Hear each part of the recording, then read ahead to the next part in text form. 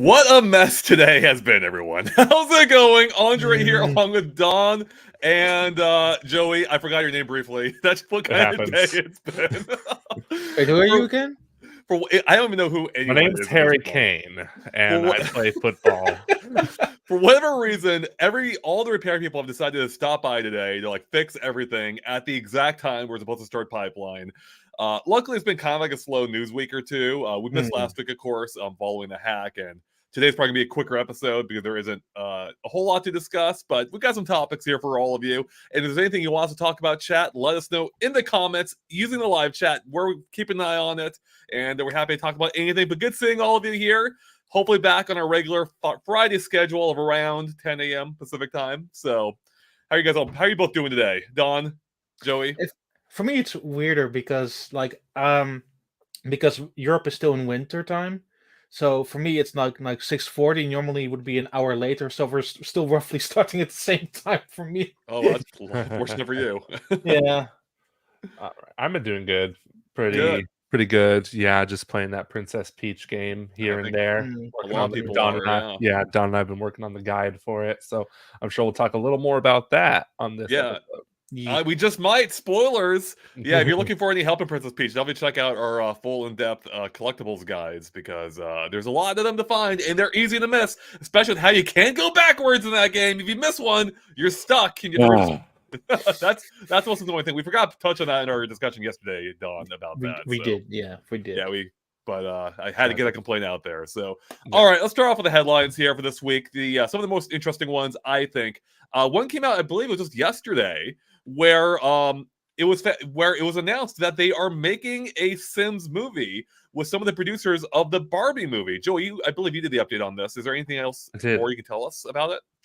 It's being so far attached is I forgot her name. Kate Herron. There we go. And it says in the article she's attached to direct. She directed the first season of Loki. I believe she's also directed a few episodes, or maybe a lot more episodes of Sex Education on Netflix.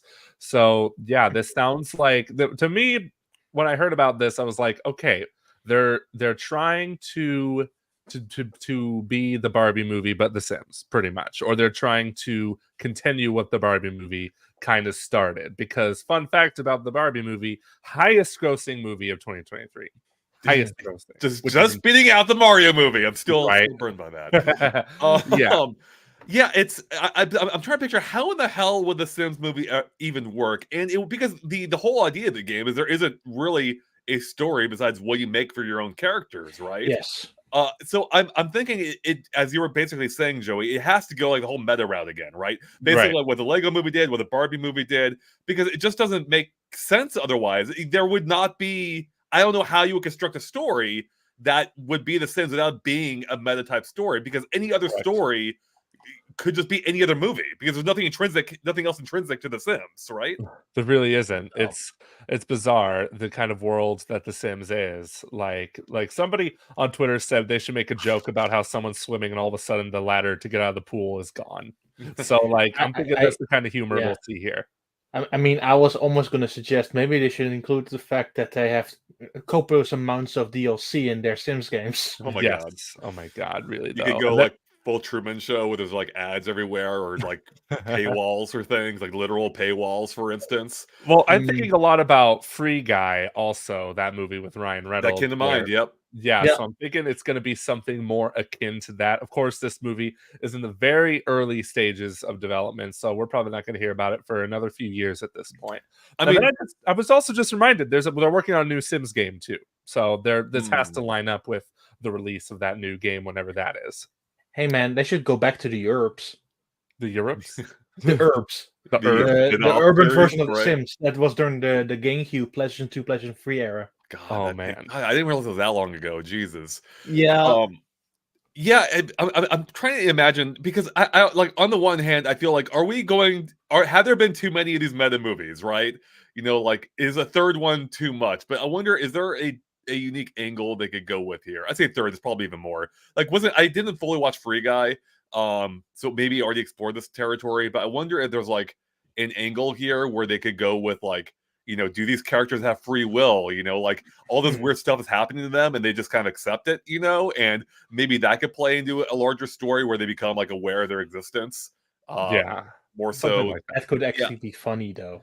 Yeah, I think there is potential there, and I'm sure there have been Yeah. ideas done similar to that already, but nothing's jumping out at me. And like, okay, maybe there is an element there where like almost like you could almost treat the player as like the god, but they don't know it, or they don't fully know what this being is as like screwing with their lives, That's like a I just need all the Sims to come together and fight the CEO of EA. There we go. They all form together. Yes. Speaking of movies, we got Chris Carpenter in here, previous one of our who used to work with us and has gone on to make their own movies. Chris, good seeing you. And they comment that my mind literally went straight to Truman Show and Free Guy. So Joey, we're nailing it here. We're Yes, crushing it on our absolutely. references. So yeah, I think there's potential here. I just hope that they don't retread like ground that we've already seen, as I mentioned, like in those same movies or Yeah. Lego Movie or Barbie. So They have a huge task. I don't envy the writers for having to try to make a movie around this. Like, yeah, I that's- mean, I because you look at the Mario movie, and to their credit, they had like there's almost no story to work with there. Like they had to come up with how to turn this game series, which historically has no story, into something with at least some story. But they still had infinitely more story than The Sims Yes. had. So yeah, it's seriously. gonna be a challenge. But on the same at the same time, maybe it's freeing in a sense too. Like because there are no real limits for what they could do here potentially. I don't know. That could make it harder. That could make it easier. It might depend on the writer. We'll see. Did they announce a writing team yet, Joey? Yeah, it is Kate Herron. She's one of the writers, and somebody else who I forget the name of.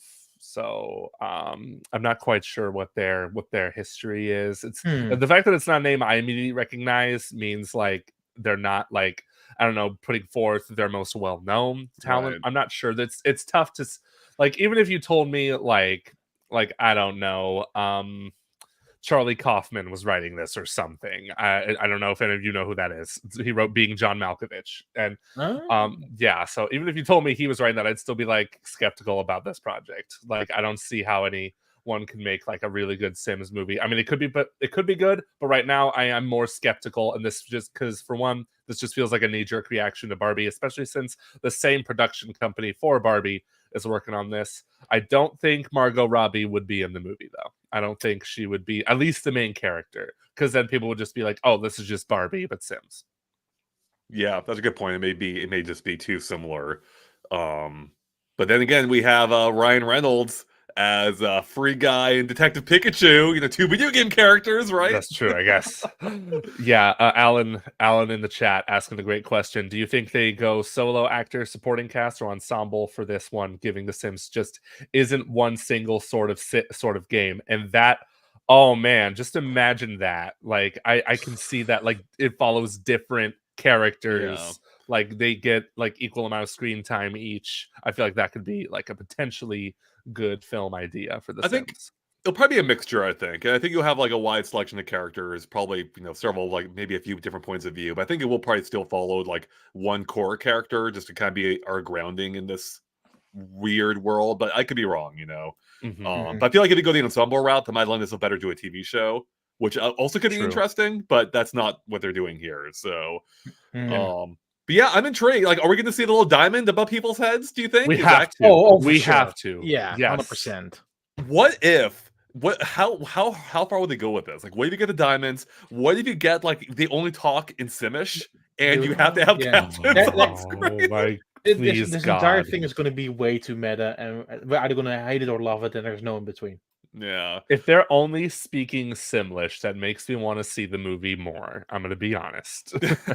That's fair. Me too. There's not a chance that happens, though. Some of my friends, they had one of the worst movie experiences they ever had is going to the second Planet of the Apes movie, the second of the newer ones, because a big chunk of that movie, I think it was the second one. Yeah, big chunk of the movie, they're talking their ape language and it's captioned. And sign language. Modern day audiences cannot handle that. Like maybe at least American audiences, they cannot handle having to read for like 10 minutes. So insane.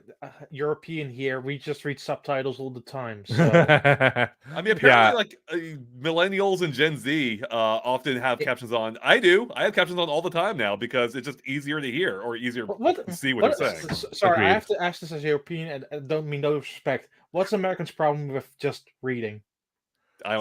We're done. I don't know. That's it. I don't know either. I like watching stuff with captions too because it just makes things easier to follow. Yeah. Even now, when I fully understand like 4 languages, I still put subtitles on just for the convenience. Right? I like how Seriously, here's Don out here just showing how dumb us Americans are with me knowing one language. though. Yeah, I know 4 languages. What do you guys know? Yeah, just you passively throwing it out there, like it's a totally normal thing, which it is for much of the world. But us Americans are like, what? I can barely speak English. Right. I Sorry, mean, Don. I to only be know fair- 2 languages: English Yeah. and Simlish. So To be fair, Dutch is not a well-spoken, well-versed language around the globe. Yeah, but Don, I have Dutch in my blood. I have that in my blood. Like my So do I. ancestors, yeah, probably a fair amount of us do, but still, Mhm. my grandparents were from the Netherlands, so Yeah. And do you Oh. speak Dutch? No. So no, there you not go. at all. I don't know a single word. So His grandparents don't even speak Dutch. Meanwhile, I have the most cookie cutter Dutch name possible. Dan is like the top 3 of known first names. Oh, was that right? Yeah. did not know That's that. That's interesting. Wow. Yeah. All right. Meanwhile, my name's over here, Joe. That's the most common name in all of history, probably. I'm not sure. Maybe not as common as Kyle. Kyle's or Joseph. I was gonna say Joseph, I guess, but that's basically similar, right? It's biblical. Biblical, exactly. And the biblical names are the ones that are, they'll stick around forever. Yes. All right. Is there anything else about the Sims movie? Like, is there a chance like this is just not good? Like, is there a better chance it's good or bad? What do we think? I don't know. I really don't know with this kind of stuff. I cannot tell from the outset. Like I thought Free Guy would be bad, and I actually really enjoyed watching it. So Yeah. I cannot tell from the get-go if something is going to be good or not. At least not now anymore, because it feels too meta. But what's your at this gut point when reaction? people- Like you hear they're making a video game adaptation of The Sims. What's your gut reaction to it? They're going to make it way too meta. That's my first reaction. Okay, to it. right. Yeah. Yep. Yeah. My first reaction is it's just going to try to be Barbie and fail miserably at it. But that's just me Yeah. expecting the worst, hoping for the best, Yeah, no, I mean, same here, absolutely, of course. Like, I want this to be good, but I think one of the problems is a couple problems. I think one, again, there is no characters here. No, arguably, you could say the same thing for Barbie too. But I think, I mean, you have Barbie as a character, but what is Barbie? She's like a billion different things. So, Sure. But I think another issue potentially with The Sims, and I could be off base here. The Sims obviously has reached, a pretty big demographic. Like it's been a big series, so it seems like it's kind of tapered off in recent years. Maybe the new one will, kind of address that. But if for as big as The Sims is, it doesn't have the reach of, either Mario and especially Barbie. Which transcends generations, multiple generations, and people. I want to go see Barbie. I don't care about Barbie the doll, but I saw Barbie the movie. Funny enough, I used to be like a really big Sims guy, but like the last 2 outings like were way too egregious with their DLC, so I start falling off like really hard on that stuff. Right. Okay, so my wife, Crystal, she's big into The Sims 4. Huge into The Sims 4. She has breaks in between where she doesn't play for like a month, but then she gets back into it and she gets back into it. Oh, yeah. There's a like Andre, you say like The Sims doesn't have like nearly as big of reach as like Mario or like other big franchises, and you're right there, true. But Sure. also, I don't think we're in our bubbles. The Sims bubble is like separate from our bubble, and it's big, it's dedicated. And if you go up to any Joe Schmo on the street and ask them if they know what The Sims is, you're gonna get a yes like 9 times out of 10. See, that's actually the part I kind of disagree with. And maybe I'm wrong, but like I use my parents as like a litmus test, right? Okay. Like, they don't follow. Like my dad plays some games, but he doesn't follow gaming too closely. Sure. He knows Mario, he knows Barbie. If I ask him what The Sims are, he'd have no idea. And that's the people I wonder if maybe they don't need to reach them, but that's why I wonder what might limit its reach compared to say those 2 movies. Perhaps, yeah. But Well, it doesn't help that it does help the last Sims game came out like almost 10 years ago at this point. Sorry, we lost you briefly there, Joey. But yeah, that's true as well. Has it really been that long? 10 years now since? It's been 10 I years. think so. Yeah. Wow, that's crazy. Yeah, I think so. Man, yeah, I remember I did the guide. Don't ever look it up. There's a horrible guide. I didn't know what I was doing. I did the GameSpot guide for The Sims 3, I think, and I Mm. didn't even know what I was doing. That was my first Sims game. And my biggest takeaway though from that game was I love the theme song. The theme song was freaking great. So I hope they incorporate that into the movie. And I'm done. Life is hard between school, work, friends, family. It's a lot to manage. And now you get the chance to do it all again virtually with The Sims 3. And I'm just reading your guide right Oh now. God, no, no, don't do that. That's amazing. I'm surprised it's still up, actually. Yes. Chris Carpenter says in the comments the casting is going to be off the walls. I think it has to be, actually, and that's Yes. what could be really exciting, and that could actually help resolve my minor issue I propose. Like, if you have good casting, you can reach like whatever audience you want, right? And I actually think a lot of people kind of like, especially before, but still to a degree with the Mario movie, like made fun of the cast. But I actually do think they were a big part in that movie being as successful as it was, because you were able to reach people who may not follow video games or Mario closely, but they're like, hey, Chris Pratt, Jack Black, sure, I'll check it out, or at least they're being exposed to it through interviews or whatever else. So I just got reminded why I stopped getting interest in like sim-like games from EA. It's because of the whole SimCity disaster in 2014. I remember that. It being an online-only game.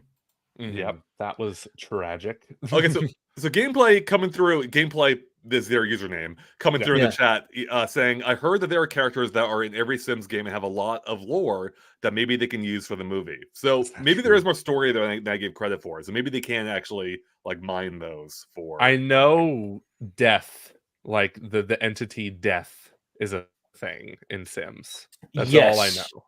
Yes, that's correct.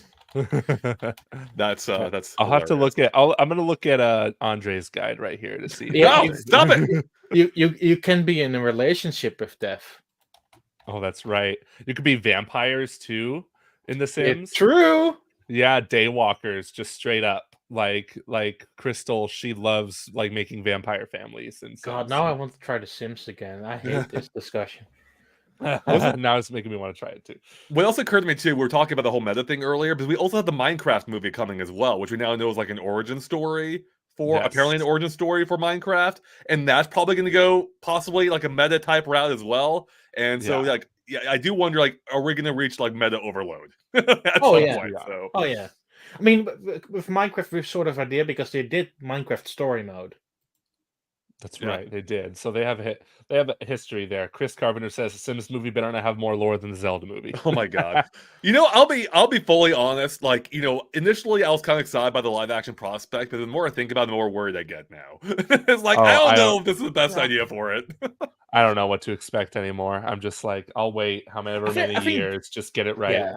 I think that's the thing that I'm most worried about with this whole situation, because that track record is not the best, For the people who are making this live action Zelda movie. Yeah, no, that too. Yes, exactly. Yeah. It's also concerning. So we'll see. I mean, hopefully, Nintendo, like, it clearly had, a fair amount of input into the Mario movie. I assume that'll be the same for the Zelda movie, but Nintendo also doesn't have a lot of experience making movies. So, do they even have what it takes to make a good live action movie? I don't know. I hope they do.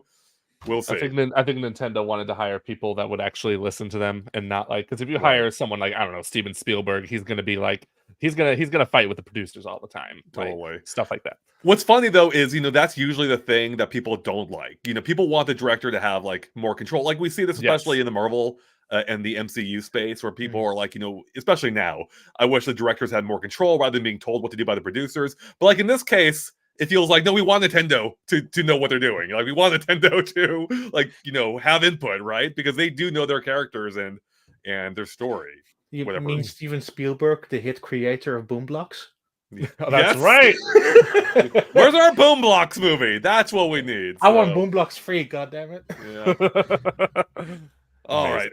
Let's go move on to another story here. So coming to us from by way of digital trends from GDC, Nintendo had a Mario Wonder panel where they explored the development of Super Mario Brothers Wonder, and they talked about how they had like over 2,000 ideas for the game, and they talked about some of those ideas. And Joey, you did a whole update video for us on this. And they gave us like little, looks at some super early post-it note ideas they had, including Mario with like super long legs, enemies with long legs. But then they had some more fleshed out ideas, which seemed to have been even like prototyped, where they had like a giant Goomba, they had like maracas, they had surfing freaking Mario. Forget surfing Pikachu, they had surfing Mario. But one of the ones that stood out to me, and I think you too, Joey, was this giant like Mario head, but it can get eaten by enemies, right? So you can become beheaded. Yes. What? Let's go, baby. This is the idea that this is an idea that I wanted to see not cut from the game. Like it just, and it makes me wonder why they decided to cut it. And I think I theorized like maybe it was too morbid, or like the concept of it was. They actually explained it in the article from the presentation that basically there was no a real way to really defend yourself across the level, and I sort of agree with that. I get that, because with the enemies, how those enemies are created is that they move in a straight line, so you're about to hit as much of those enemies as you possibly can if you go for a normal run of that stage. So it's almost impossible for you to really defend yourself and get through it without any major scratches. They could have found a way to make it work. That's what game developers do, man. I don't know. I just feel like some of these wonder ideas look really cool, and it makes me wish like they went further with it in the final game, because I felt like I think a lot of us are in agreement here. Mario Wonder, yes, way better than new Super Mario Bros. Games. Don't get me wrong, but it played things very safe still at the same time. I don't disagree. Like, I know the grass is always greener. Whenever you see like a cut idea, it's like, oh, I wish I were incorporated. But it's often easy to forget the larger context where it may have, it probably was in many cases the worst decision. But in this case, I am looking at some of these ideas like you, Joey. I'm like, man, these look really freaking cool. Like they look more out there than we got in the final game. And it does feel like they did play it a little too safe. And at least for me, after like 4 new Super Mario Brothers games, like any change of pace was nice. And Wonder was like a breath of fresh air.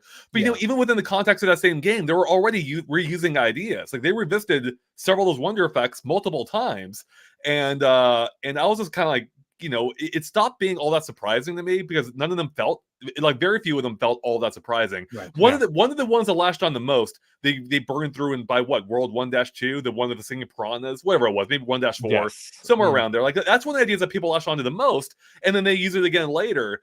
But it's like that was one of the best ideas we saw early in the game.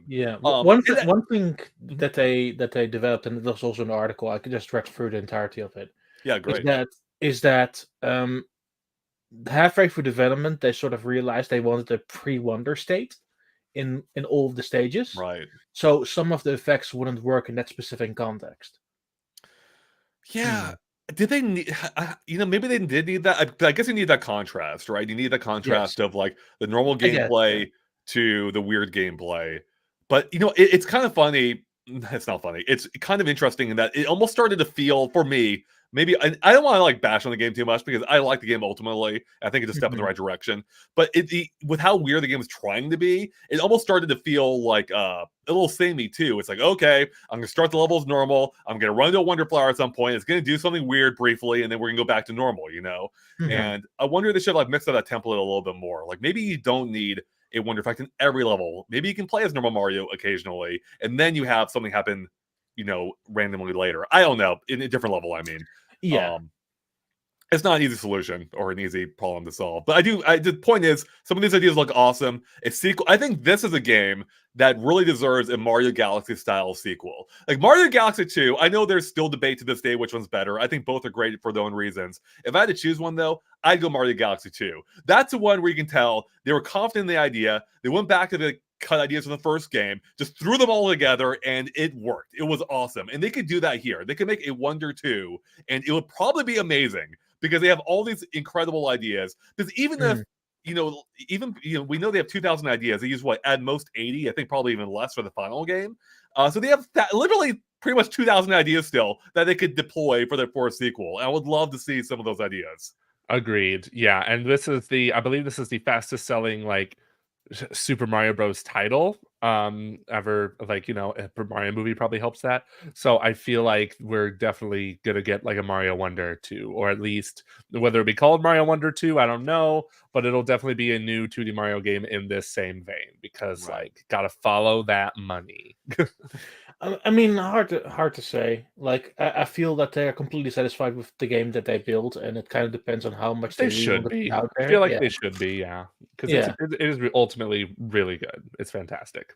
yeah. Ultimately, I think this like the game in general is pretty well put together, and I think there is room in cutting room floor stuff where you can basically build a game around that. I think the main issue they really need to fix is how they pace the bosses in a Super Mario Brothers game, because they kind of lost their way there a little bit. Oh, I disagree. I think they lost their way completely.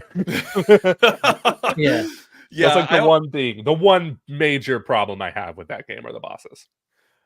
yeah, I agree. That was by far the weakest point of the game because for one, they felt very similar, and even aside from that, they literally start the same two characters. You have Bowser and Bowser Jr., and I don't know what they were thinking there. Chris actually adds in the comments, bosses and music. Honestly, yeah, a lot of the music doesn't really stand out to me in hindsight. Like the main theme does. I still can hear that, but the rest kind of forgettable. But True. Yeah. let's see here. Rafe has a comment kind of related from one of our members. Thank you, Rafe. Says, "Hi guys, still have hopes that they add a Mario Galaxy style to a new Super Mario Maker game.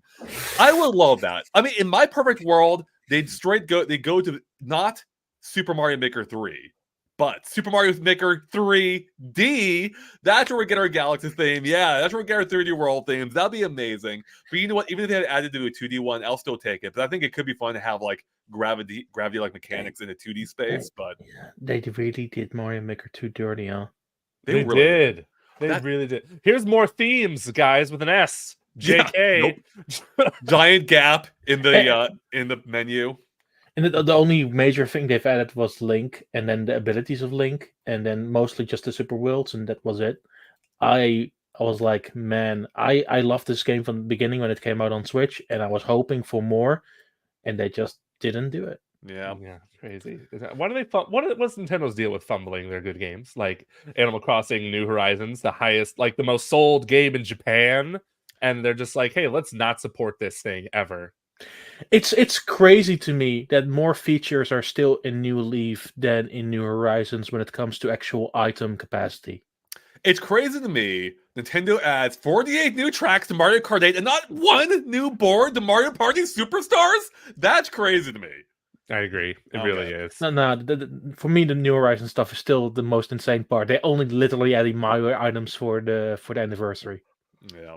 It's nuts, dude. It really is. I mean, Animal Crossing is an evergreen, or is supposed to be like an evergreen title too, but they only gave it Yeah. basically a year of support. I don't quite understand that, but as Death Eater says, Animal Crossing New Horizons is boring. I mean, I don't think it was always boring, but definitely got No. boring. It's boring after the full cycle is concluded. Like the full cycle of Animal Crossing New Horizons is a year, and that's it. Because unlike New Leaf, there are not many variables in New Horizons. Right. Yeah, that's pretty much it. That's sad. All right, let's move on to another story. Being Princess Peach Showtime is out. I did a full live stream of it yesterday. We beat the game on stream in literally exactly 7 hours. The ending star rolling at the 7-hour mark. Don't worry, there's no spoilers here. I'm just playing some early missions for this, or early gameplay. Don, you and I already had a really in-depth discussion on the game yesterday, so if you want to check it out, you can. But Joe, we haven't had your impressions much yet. How are you liking it based on your playtime? Which, to be fair, is not the ideal experience considering you're doing all the collectibles. But how are you liking it? Man, this game can suck my ass when it comes to these collectibles, man. Oh, It's shit. just My God. Yeah. But anyway, I think the game is fine. Like so I have two different feelings when it comes to the word fine. There's the it's fine, which means like, yeah, it works, it's mechanically it's fine, but I just don't love it or like it that much. But I'm on the more like upward fine like definition for here. Like I feel like, yeah, the mechanics are super simple. This is clearly a game made for very young audiences, but I can't really say I'm like bored by it either. Like I'm at least a little bit invested in where this game is taking me. Whether or not I actually like, because Don and I are both doing it, because Don, you did like the later collectibles. I don't know if I'll still beat it though after I finish the collectibles guide, but at the same time, I feel like this is a rather inoffensive type of game. Yeah, it's super simple. It's just super easy. Baby game made for babies, except for getting those gold medals and some of those challenges. That's really tough. But yeah, I think it's a fine game. Not worth $60 though. I'll say that. That's interesting. Yeah, I can see the argument. I mean, it's always such a subjective thing. Like I myself, were not to cover it for work, I probably wouldn't have bought it either. But I do think though, for like the demographic they're targeting, I wouldn't say it's like necessarily not worth $60 for them. Like I think there is a market for this. Like probably younger people or people who are really into Princess Peach, or someone just looking for like a different type of experience. It is simple overall, but the game really does succeed in the level of variety it has. Like the variety is what saves this game, or what makes this game, you could say, because like even though the gameplay never gets too complicated, it changes quick enough that it doesn't really matter all that much. And some of the powers in particular, for me, I think it was so funny. Don and I, while we disagreed on our bomb 3, we totally agreed on our top 2 transformations, which were Thief Peach, Ninja Peach, and sorry, what was the third one again, Don? Oh my god, it's gonna bug me. I forget. I didn't write it down either. It's not Sword Peach, is it? No, it's definitely not Sword. And it's definitely not Sword Peach. Yeah. Okay. All right. I don't know what it was. I can't remember all the powers. It had to have been Skater Peach, right? It was. That's it. Ice Skating Peach. Really? Was it? I was totally. Yeah, Ice Skating Peach. There we go. Yeah. I was totally joking because I hate Ice Skating. Also, Aiden in more with the super chat. It's better in one world, but good. That's literally something we put in the discussion yesterday. Thank you for the super chat. Yeah, it seems to be the conclusion a few people are reaching, which is hilarious. That the 2 similar games were in development, and one ended up being good, and one ended up being Battle in Wonderworld. So, yeah, I mean, I think it's a cute game. It's charming. It's fun. It's the typical Nintendo accolades, you could say. Not deep, but for what it is, it's fine and fun enough, as you said, Joey, basically. I will say, like, I think more to the $60 point, like, I can defend this more $60 than I could say Mario vs. Donkey Kong, which, to be fair, is $50, but I still think it's overpriced. Or especially Luigi's Mansion 2. That game should not be a $60 game. For real. Preach. Like, seriously. It's, at least this is original, right? And it has some interesting ideas.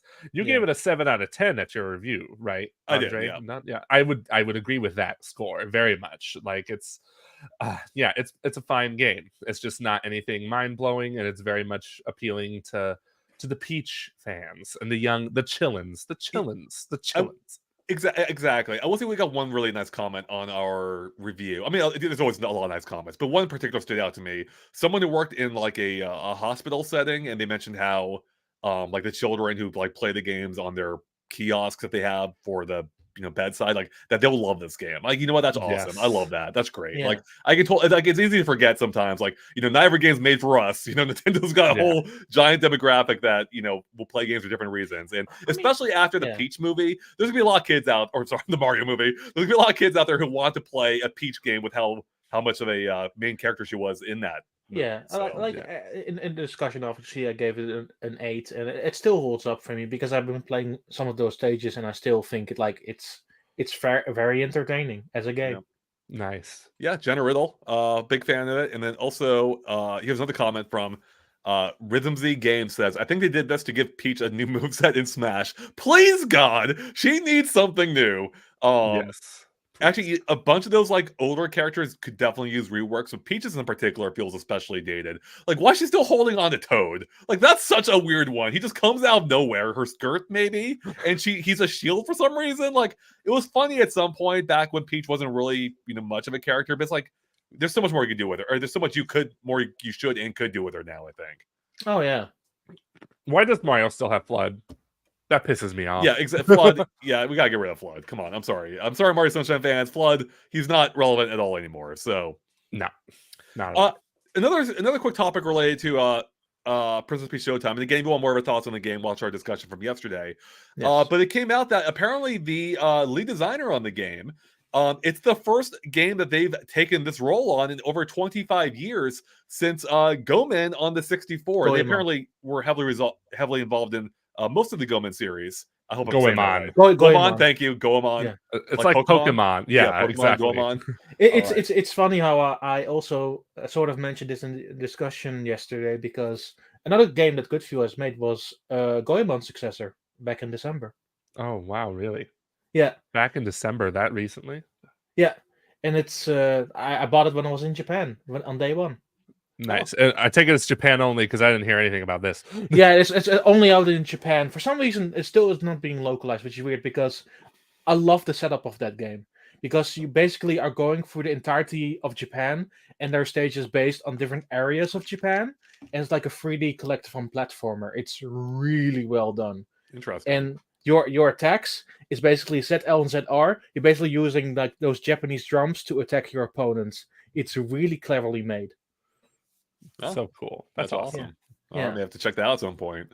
Mm-hmm. Back to this story though is Yeah. what I think the point that I find interesting about this is, first off, it's cool that that this guy in particular has, you know, directed another game after such a long time. Mhm. And I know there are a lot of people who are big fans of the Goemon series or Goemon series. Yeah, I'll get that Goemon, name yeah. right eventually. Yeah. One thing that does kind of like annoy me though, and I know a few others have drawn attention to this as well, including this very same article, is this recent. I say recent; it's probably been longer than this, but it's become more apparent recently with Nintendo, where for whatever reason, pre-release they don't like to announce details of specific people's or companies' involvement with their games or Yeah. products. We had this with the Mario voice actor being replaced, where they didn't want to reveal who it was. We've had this with the developer of Mario RPG, and then again with Princess Peach Showtime, where we only found out thanks to the demo that it would seem to be very likely Goodfeel, which is now confirmed by the credits as I saw yesterday. Mhm. The makers of like Yoshi's Crafted World, Yoshi's Woolly World, and plenty more. And I don't understand why Nintendo does this, and I think I know why. I've heard a few theories. Some people are like, well, they want to prevent harassment against people, and if that is the case, hey, great. That's probably a good idea. But I don't think that is the actual reason, and Nintendo hasn't said anything themselves. What I think the reason is, and maybe I'm wrong, I'm happy to be wrong if that's the case, is I think Nintendo just wants people, they don't want people to know. They want people to look at Mario or Nintendo products like, that's a Nintendo game. Like, it doesn't matter who made it because it's a Nintendo game. That's all you need to know. And I'm like, Yeah. it might, first off, as I'd like to be informed as a consumer, like who is making it. I'm not the biggest Goodfeel fan in particular, for example. It's like maybe I wouldn't be as interested if I knew that, and that's probably what Nintendo wants to avoid. But in this case, I actually ended up liking the game. But even beyond that, we miss out on cool stories like this. Like, why didn't we have interviews with this guy? Maybe he didn't want to. I don't know. But like, this is a good story. The fact that he's back designing a game 25 years, like that's a story right there. And like even Mario RPG, like we didn't hear anything about that pre-release from the developers because Nintendo didn't want to announce it. And then again, same thing with Mario's voice actor again, and I don't know why Nintendo is so allergic to informing us of who's involved in the creation of their games, unless it involves like their main guys, Miyamoto, Aonuma. You don't hear too much outside of those main personalities. It's truly bizarre. Yeah. I mostly feel that Nintendo wants you to focus on the product and not the people who are making it, and it's always been sort of the case. If you even look back at their smaller titles or titles that sometimes don't have credits at all, Game Builder Garage, for example, doesn't have credits. You cannot look up who made the game at all. That's just wrong. I disagree with that vehemently. And kind of related to that point, Nintendo's also used developers in the past, like is it Toze, I think, where they, and to be fair, like their whole mission statement is like, we don't want credit, which is kind of an odd thing, but that's why people hire them, because they can basically be like, oh, we made this game, not Toze. Like, we are the ones who made this game, Like, I think the Game & Watch Gallery games are made by Toze, but you'd have, as I recall, you'd find no sign of them in the credits. And they've made many other games since. Now, I think since then, they have been credited to some degree, at least as a development studio, but I still don't think they get the full, rundown of, like, names in the credits. Maybe I'm wrong. I don't know. It's just kind of interesting that that's a thing at all, Yeah, it with Nintendo, it's always been sort of spotty who they even include in the credits in the first place and who they add as a totality. So with them, it's a very unique case, and I never got it in the first place. Yeah, because as a larger point, we've even seen with a few of their remix or remasters, I think, where they don't.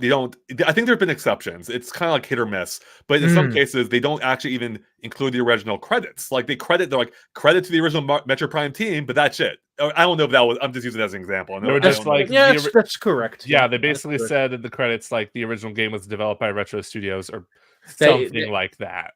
I'll tell you, they always use the same line. It's based on the work of the original blank blank blank team. Right. And yeah, that kind of sucks. Like, I feel like, without that original team, you wouldn't have this newer version. And it's like, maybe they should probably be there too. You should have all the credits there, I think. But, that's just me. So, Yeah. we have a super chat here from Bowser Jr. Thank you, Bowser Jr. says, you ever heard of something called TwitchCon or whatever it's called? It's an event for Twitch streamers. Where is it and how do you get in? You're asking the wrong people, Bowser Jr. I have no freaking idea. I think that's just Google TwitchCon and it's the first thing that pops. Funny think enough, is that in funny enough, California? I think It's it might in- be. there's two of them every year. There's one Oh, are in there? America and there's one in Europe. And the one in Europe, so funny enough, for the next 3 years, it's exclusive to Rotterdam over here. All right. Nice, good for So- you. San Diego, it's going to be over here, I think, in San Diego on I September believe so. Yeah. 20th through the 22nd. They tried Las Vegas last year and apparently it didn't go too well. Oh, really? no. Yeah. What Yeah, so happens in Bowser Jr. Vegas? Bowser Jr. came to the right place apparently for the answer. Fair Oh, enough. I like, and when I read that comment, I immediately started Googling it for them. Nice. Speaking of cons, actually, like part of the reason why we only have 3 of us this week is because there's like a lot going on right now. There's GDC, of course. Triss is over at PAX East. And I don't know why they scheduled these 2 big gaming events during the same exact week. I don't know, why is that a mandate? I think they did that last year too. I think they did, yeah. It's always been this way. Last year I was actually representing the game at PAX because the developers of the actual game were at GDC. Oh wow. Yeah. I just don't understand that like at all. And especially since there's a lot of people who go to both events back to back and it's just like they're on 2 completely separate parts of the country. Like GDC is in San Francisco and PAX East is in Boston. So it's just like what's the That's what you have to do sometimes to promote your game, unfortunately. It doesn't have to be that way, Don. That's what I'm saying. Well, because sometimes smaller games you have to pick and choose. They can't be at both, unfortunately. But also at the same time, like for overseas developers, doesn't matter where they're from. It doesn't make much sense to then go back to Europe and then back to America. Right. We have a comment from Danny V saying maybe Dragon's Dogma 2 can be a subject. I believe it just released today. Did it just come out today? It did, yes. And Don did a review in progress of it with Adam. We have a whole discussion that you guys have put out a whole discussion on that on our channel. 45 minutes. But yeah, to tell us how it's like so far. Of course, there was a lot of reviews in progress the day that embargo lifted because that game is so stinking long. I was not surprised at all. And then Capcom pulled also a fast one on us with the microtransactions. Oh yeah. So they've done that a few times, I think, haven't they? Yeah, but this one felt more egregious because this is fully a single player game. And even the character editor, if you want to change your character editor, you have to pay $2. Really? That's weird. That's strange. That's not a fan of that. Yeah, but overall, like the game itself is really good. Like it's far better than the original. It feels far more streamlined. It's more accessible to a larger audience. All of those points I made in like the actual review discussion. But like it is aimless in the best way possible because it's a water cooler game. You basically see something and your experience is completely your own, and then you start talking about it with other people, and then you have just fun exchanges of them back and forth. That's awesome. It's an action game in the pure sense of the word, and it's so much fun to play around with. But everybody experiences something differently, and that's how you should go into it. Like the story doesn't matter; it's pure gameplay. Have fun, go crazy, do something stupid, and then share it with others. Sounds like Breath of the Wild. It kind of does in that sense, huh? Yeah. I haven't played it myself. I played a preview build of it at a Capcom event.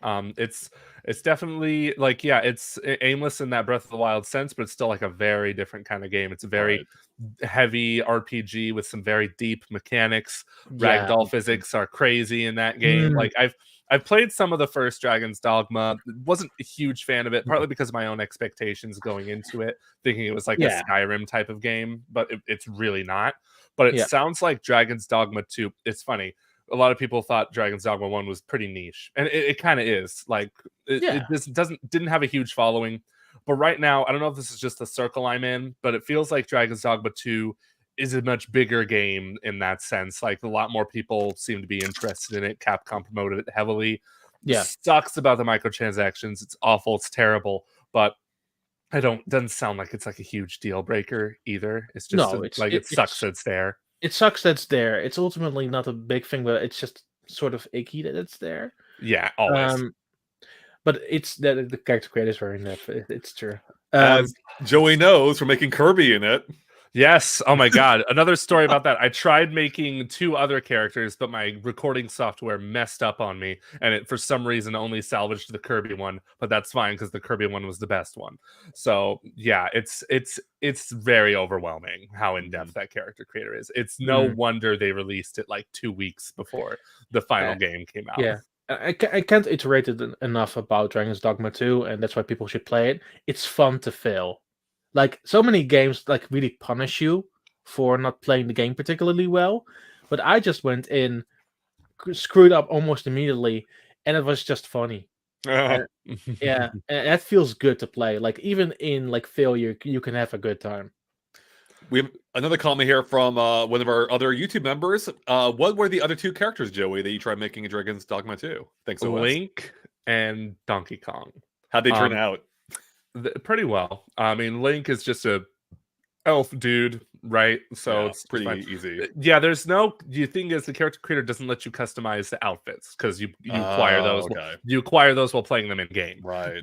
So I had to choose like naked characters, and Link is naked in the beginning of Breath of the Wild and Tears of the Kingdom. So there's that, and of course Donkey Kong is a monkey. or he's an ape. Sorry to say, not a monkey, an ape. But yeah, he didn't look that great, honestly. Kirby was the best one. Yeah, Kirby was hilarious. I'm glad the recording worked for that. Yes, seriously. Well, here we go. We have a comment here from Tequil, I think. So when the Switch 2 gets announced, the S is definitely going to flip into a 2, right? Perfect marketing opportunity. I didn't think about that. That's kind of a cool idea. You know, when you brought up Switch 2, I was just thinking, ooh, maybe Dragon's Dogma 2 could be on the Switch 2. But we'll see about that. It's really one of the things about Dragon's Dogma 2 is that it is a demanding game. It does not the frame rate does not hit, like, it only goes up to 30 on consoles, and it's very CPU intensive on PCs. But who knows?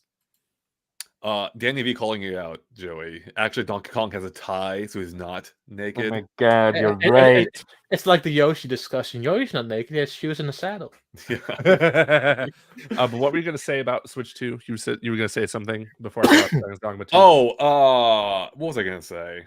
I was saying it. I don't remember anymore. Just I don't remember. I do like the S idea into it too. Like, I don't know how you would animate that because the S is on the wrong side, you know. But I'm sure there's a way to do it. You can have it, maybe like flip over. I don't know. I'm trying to think. Oh, that reminds me. Switch Attach. We forgot to talk about that. Yeah, we do have the Switch Attach name that apparently leaked in quotes from a YouTube survey, because I want to be clear, it very likely probably means nothing. It's probably either a typo. I've seen other people in the comments from elsewhere suggest that like YouTube always has like these kind of surveys always have some kind of weird name in there to like weed out answers. I don't fully understand it, but do we think the Switch Attach has the potential of being an actual name for the Switch 2? More like Switch Detached. Got him. Switch Deranged. I don't think this name is real at all. But when I thought about it, I was just like, this sounds like a stupid name Nintendo would come up with. Honestly. The same company that made Wii U, new Nintendo 3DS XL. And yeah, this definitely feels like a Nintendo kind of name. I don't think that's what it is. I don't know how this typo even happened, like how, but it's just funny to talk about. And that's what inspired my feature last weekend about like how Nintendo could avoid another Wii U situation by not calling the Switch 2 something as stupid as a Switch Attach. The main problem with the Switch Attach is then it just sounds like an attachment, which is a problem that the Wii U had. People thought it was an attachment for the Wii. That's one of the main reasons why I don't think it's real. But as you mentioned, Nintendo, a lot of people thought, I don't know, people thought the Wii was fake because it was announced officially, but that was a name that people were making fun of. Like, I don't think anyone would believe that as a name had the. I think people still made even fun of the code name of Project Cafe. Oh yes. Yeah, for sure. Yeah. I mean, absolutely. And yeah, I mean, it could be that Attach is a code name too, possibly. Unlikely, but who knows? But I am curious to see just what the thing is going to be called, because and I think it will also depend on how exactly Nintendo is positioning it. Right now, it does seem like it's going to be the true successor to the Switch, so they would probably want a name that signifies that, like that this is truly the next generation Switch, and if that's Switch 2 or Switch something else, I don't know, Super Switch. I mean, regardless of the name they're gonna pick, it's gonna piss off somebody. Oh yeah, for sure, dude. Imagine getting pissed off at the name Switch 2. I'm just like, it makes perfect sense. Like, I remember how people got angry when Revolution changed to Wii. Right. Yeah, exactly. Or going even farther back, Ultra 64 to Nintendo 64. I always liked the Ultra 64 name, which is stuck with it. Yeah. But really, at the end of the day, like for us, it doesn't really matter what it's going to be called. Like it could call it Nintendo BS, and we'd buy it and it'd be fine, and we'd have fun with it, right? It won't matter. The only thing it could possibly affect is Nintendo sales, and I don't really care all that much about them. Nintendo's a company will be fine regardless, at least in the short term.